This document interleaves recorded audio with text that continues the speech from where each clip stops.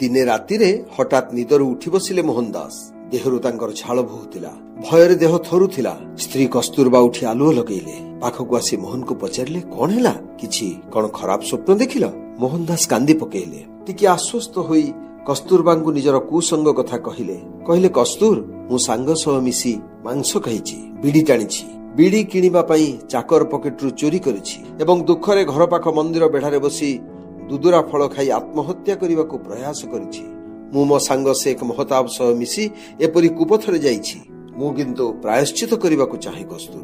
କସ୍ତୁରବା ମୋହନକୁ ବୁଝେଇ ଦେଲେ। କହିଲେ, ତୁମେ ଏସବୁ କଥା ମା ପୁତଲିବାଇଙ୍କୁ କହିଦିଅ, ସେ ତୁମକୁ ବାଟ ବତେଇ ଦେବେ।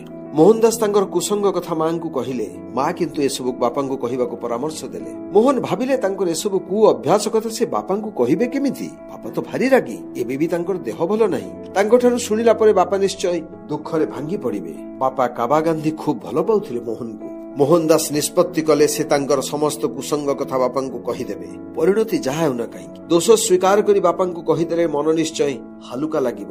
ମୋହନ କିନ୍ତୁ ବାପାଙ୍କୁ କହିବେ କେମିତି? ଚିନ୍ତା କଲେ ସେ ସବୁ ବିଷୟ ଚିଠିରେ ଲେଖି ବାପାଙ୍କୁ ଦେବେ। ମୋହନ ସେଇଆ କଲେ। ଚିଠିରେ ସବୁ ଲେଖିଲେ ଏବଂ ଚିଠି ନେଇ ବାପାଙ୍କ ପାଖକୁ ଗଲେ। ବାପା କାବା ଗାନ୍ଧୀଙ୍କର ସେତେବେଳେ ପାଇଲ୍ସ ବାହାରି ଥାଏ, ବହୁତ ଯନ୍ତ୍ରଣା ହେଉଥାଏ। ଖଟଟି ଉପରେ ଶୋଇ ରହିଥିଲେ କାବା ଗାନ୍ଧୀ। ଦୁଆର ପାଖରେ ମୋହନକୁ ଛିଡା ହୋଇଥିବାର ଦେଖି କାବା ମୋହନକୁ ଭିତରକୁ ଆସିବାକୁ କହିଲେ। ଖଟ ଉପରେ ବସିବାକୁ କହିଲେ। କଣ ମୋତେ କିଛି କହିବୁ ମନୁ? କାବା ପ୍ରଶ୍ନ କଲେ।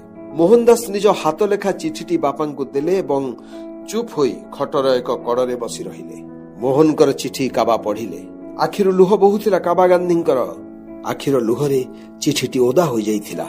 ଚିଠି ପଢି ସାରି କାବା ଗାନ୍ଧୀ ଚିଠିଟିକୁ ମୋଡି ପିଣ୍ଡୁଳାଟିଏ କରି ଛାତ ଉପରକୁ ଫିଙ୍ଗିଦେଲେ ଏବଂ କାନ୍ଥକୁ ମୁହଁ କରି ଶୋଇ ରହି କାନ୍ଦିବାକୁ ଲାଗିଲେ।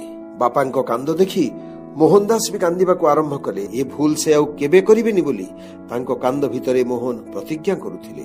ନିଜ ଦୋଷକୁ ସ୍ୱୀକାର କରି କେବଳ ପ୍ରକାଶ କରିଦେବା ପ୍ରାୟଶ୍ଚିତ ନୁହେଁ, ଆଉ ଥରେ ସେ ଦୋଷ, ସେ ଭୁଲ ନ କରିବାକୁ ପ୍ରତିଜ୍ଞା କରିବା ହିଁ ପ୍ରାୟଶ୍ଚିତ।